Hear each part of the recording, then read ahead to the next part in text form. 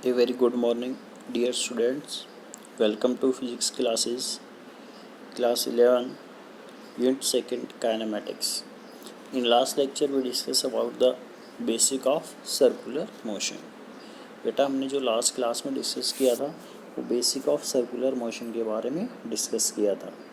वहाँ पे हमने डिफाइन किया था एंगुलर डिस्प्लेसमेंट क्या होता है आपका, then angular velocity and angular acceleration. Point clear है. देन हमने एक रिलेशन भी फाइंड आउट किया था, relation between linear acceleration and angular acceleration. Also we find the relation between linear velocity and angular velocity. v is equal to are omega आया था आपका. v क्या था बेटा वहाँ पे, लीनियर वेलोसिटी. r क्या था बेटा आपका, रेडियस. और ओमेगा क्या था, एंगुलर वेलोसिटी. पॉइंट क्लियर है. आज जो हम मेन टॉपिक डिस्कस करेंगे बेटा वो सेंट्रीपिटल एक्सेलरेशन के बारे में डिस्कस करेंगे. क्लियर है पॉइंट. हम स्टार्ट करते हैं यहाँ पे. सो देखिए बेटा, आपको यहाँ पे कल हमने जो डिस्कस किया था A C is equal to R alpha आया था. ठीक है, आर क्या था बेटा, रेडियस. और एल्फा क्या था, एंगुलर एक्सेलरेशन. पॉइंट क्लियर है. आज जो हम बात करेंगे बेटा वो यूनिफॉर्म सर्कुलर मोशन की बात करेंगे. किसकी बात करेंगे, यूनिफॉर्म सर्कुलर मोशन. और फिर हम इसमें निकालेंगे सेंटीमीटर एक्सेलरेशन. सो यूनिफॉर्म सर्कुलर मोशन सबसे पहले होता क्या है, पहले particle covers equal angular displacement in equal interval of time.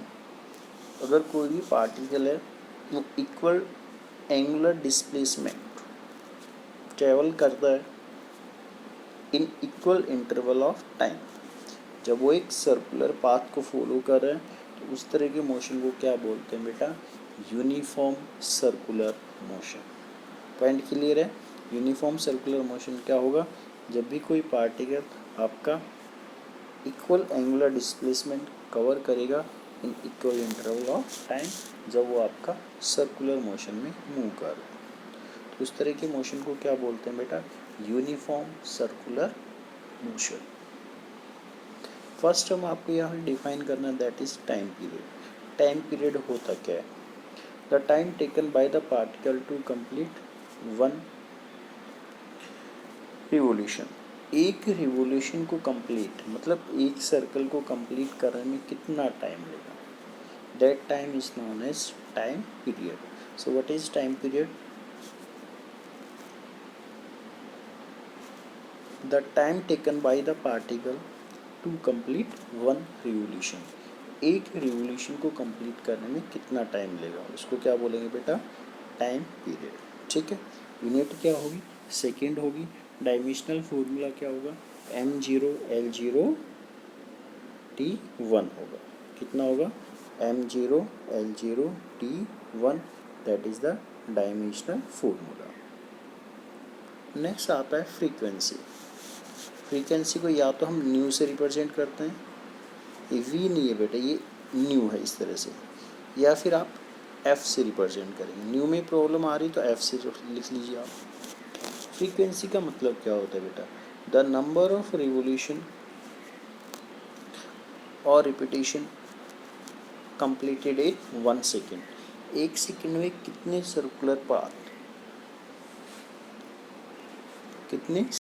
Path वो कंप्लीट करेगा, 1 मिनट है. The number of revolution completed in 1 second, उसको क्या बोलते हैं, फ्रीक्वेंसी.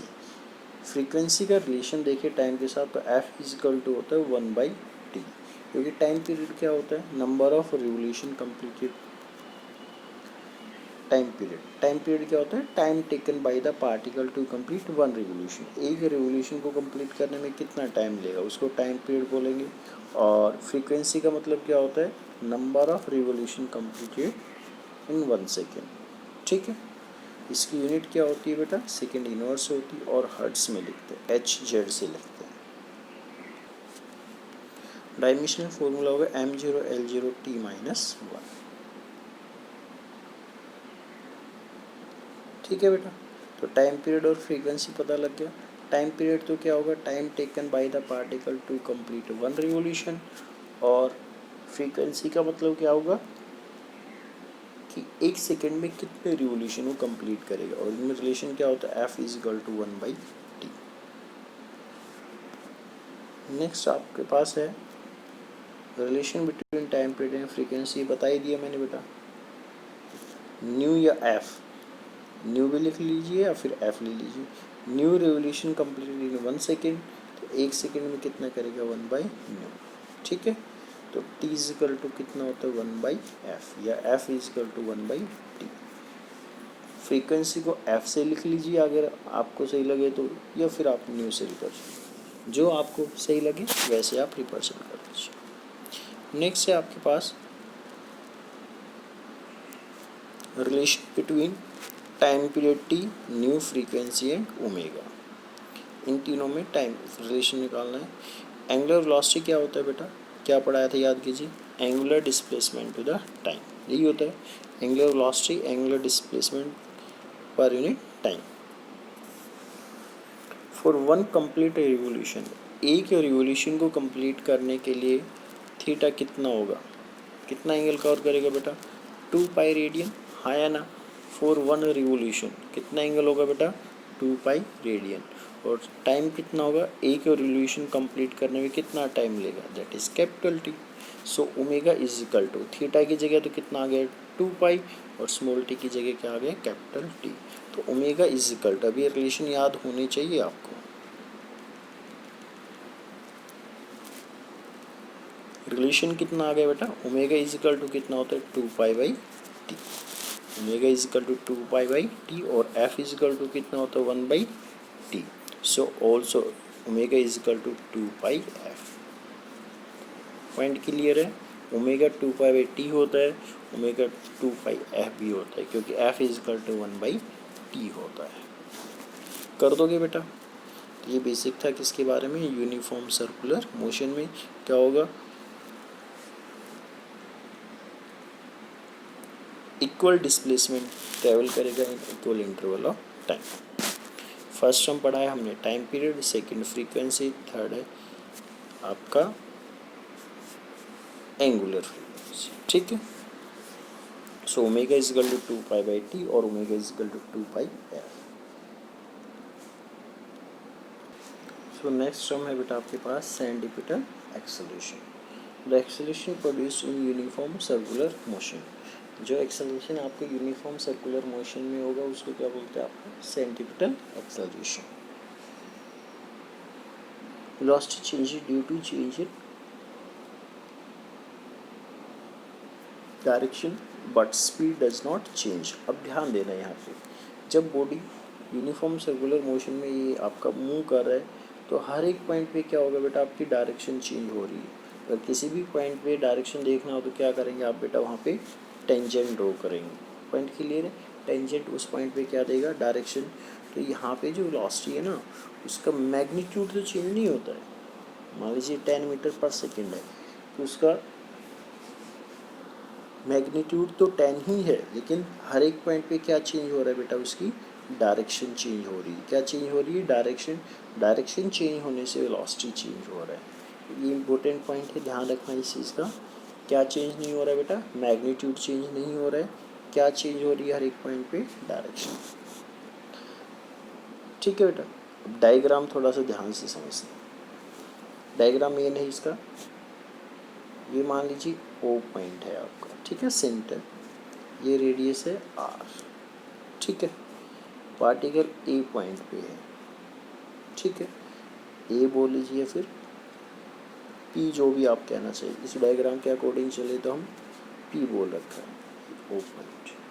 ये पार्टिकल ऐसे चला यहाँ से ये यहाँ पे पहुँच गया, इसको बी पॉइंट बोल रखा है। तो ये स्मॉल एंगल ट्रेस करेगा, इसको क्या बोला बेटा, डी थीटा, ठीक है। इस पॉइंट पे वेलोसिटी की डायरेक्शन देखें तो ये होगा, इस पॉइंट पे वेलोसिटी की डायरेक्शन देखें तो ये होगा आपका। इसको मान लीजिए v1 बोल रखा है और इसको क्या बोल रखा है v2।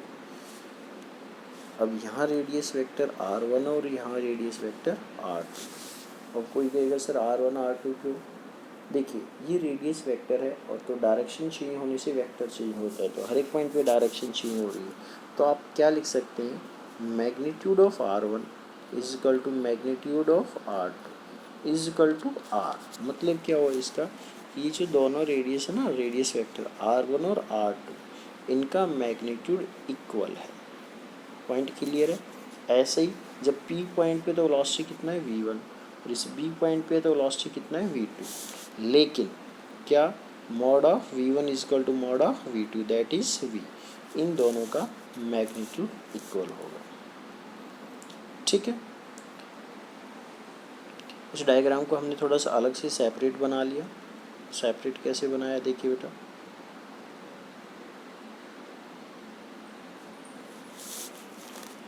ये बना रखा है।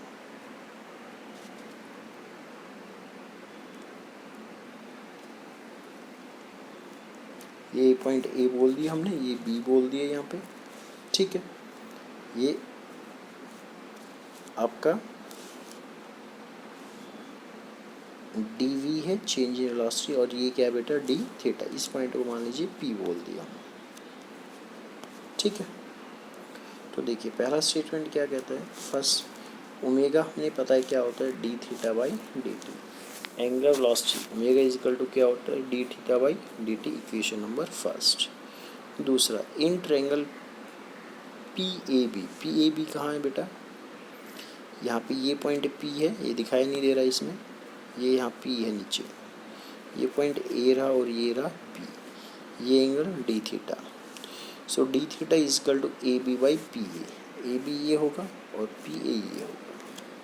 Angle is equal to arc by radius, तो ये AB आर्क का काम कर रहा है और PA रेडियस का काम कर रहा है। AB की वैल्यू कितनी है बेटा dV, ये कितना है dV चेंज इन वेलोसिटी, और PA अगर इस पार्टिकल की वेलोसिटी देखेंगे तो v1 है, यहाँ पे देखेंगे तो मतलब इस पॉइंट पे, और यहाँ देखेंगे तो v2 है, बट इन दोनों का मैग्नीट्यूड कितना है v ही है। तो ध्यान रखना magnitude of v1 and v2 are same, तो इसको v लिख दिया मैंने। So d theta is equal to क्या हो गया dv by v, equation second. अब इस d थीटा की वैल्यू यहाँ पुट कर दो। So omega is equal to d theta की वैल्यू पुट कर दी हमने dv बाई v, और नीचे क्या था dt। dv बाई dt क्या होता है बेटा dv बाई dt एक्सेलरेशन, तो ये v को इधर भेज दिया, तो omega into v is equal to dv by dt। dv by dt को क्या बोलते हैं AC। ध्यान रखना a के बेस में c है, नॉट मल्टीप्लाई में, a इंटू सी नहीं है ये बेटा, a के बेस में c है, तो ये सेंटीमीटर एक्सेलरेशन को रिप्रेजेंट कर रहा है। So omega into v is equal to dv by dt is equal to है ये AC। ठीक है, तो बेटा AC कितना आ गया यहाँ से, AC का मतलब क्या बेटा centimetre acceleration, AC is equal to omega into V की वैल्यू रख दो, कल हमने निकाला था V is equal to are omega, तो AC इज इक्वल टू कितना हो गया बेटा ओमेगा इंटू आर ओमेगा, तो क्या बन गया ये r omega square. So centimetre acceleration का फॉर्मूला क्या आ गया आपके पास आर ओमेगा स्क्वायर, या फिर आप क्या लिख सकते हैं, एक तो आर ओमेगा स्क्वायर, दूसरा इसको और मॉडिफाई कर सकते हैं, v is equal to are omega लिखा था ना मैंने, तो क्या किया मैंने v की वैल्यू पुट की दी, तो ओमेगा की भी तो रख सकता है, ओमेगा की वैल्यू कितनी होगी v बाई आर, तो v बाई आर ओमेगा की वैल्यू रखोगे तो आंसर आएगा v square by r. Centimetre acceleration is equal to v square by r आएगा कब, जब ओमेगा की वैल्यू पुट की है, अगर v की वैल्यू पुट की है तो ओमेगा स्क्वायर आर। तो ये दोनों फॉर्मूले आपको याद होने चाहिए। Centimetre acceleration is equal to are omega square होता है एक, तो दूसरा होता है v square by r. Direction of centimetre acceleration is always towards the centre of circular path, नाम से ही पता लग रहा है सेंटीमीटर एक्सेलरेशन, तो डायरेक्शन किधर होगी बेटा टुवर्ड्स द सेंटर होगी। अगर आपके पास नॉन यूनिफॉर्म सर्कुलर मोशन है, in non uniform circular motion there are two acceleration acts on a particle. देखिए बेटा AC जो है ना सेंटीमीटर एक्सेलरेशन, ये सिर्फ मतलब ये यूनिफॉर्म मोशन में होता है, ठीक है, और कोई दूसरा एक्सेलरेशन नहीं होगा। लेकिन अगर आपके पास नॉन यूनिफॉर्म सर्कुलर मोशन है तो वहाँ पे centimetre acceleration plus tangential acceleration दोनों होंगे। AC किधर होगा सेंटर की तरफ, AT किधर होगा टेंजेंशियली, दोनों क्या होंगे परपेंडिकुलर होंगे। तो AT टेंजेंशियल एक्सेलरेशन हम कल निकाला था, क्या था R इंटू एल्फा। AC आज हमने निकाल लिया, या तो आर ओमेगा स्क्वायर या फिर वी स्क्वायर बाई आर। जब ये दोनों परपेंडिकुलर है तो रिजल्टेंट कैसे निकल के आएगा, A is equal to square root of AC square plus AT square. Point clear है। कर दोगे बेटा, तो इस चीज़ का आपको ध्यान रखना है। अगर नॉन यूनिफॉर्म सर्कुलर मोशन है तो AT और AC मतलब टेंजेंशियल एक्सेलरेशन और सेंट्रिफ्यूगल एक्सेलरेशन दोनों होंगे, ठीक है। और दोनों क्या होंगे, आपस में एक दूसरे के परपेंडिकुलर होंगे। तो रिजल्टेंट इस तरह से सोल्व होगा, A=√ऑफ AC² प्लस AT²। तो बेटा ये आपका यहाँ पे सेकेंड यूनिट था जो कंप्लीट हो गया है। नेक्स्ट क्लास में हम थर्ड यूनिट स्टार्ट करेंगे।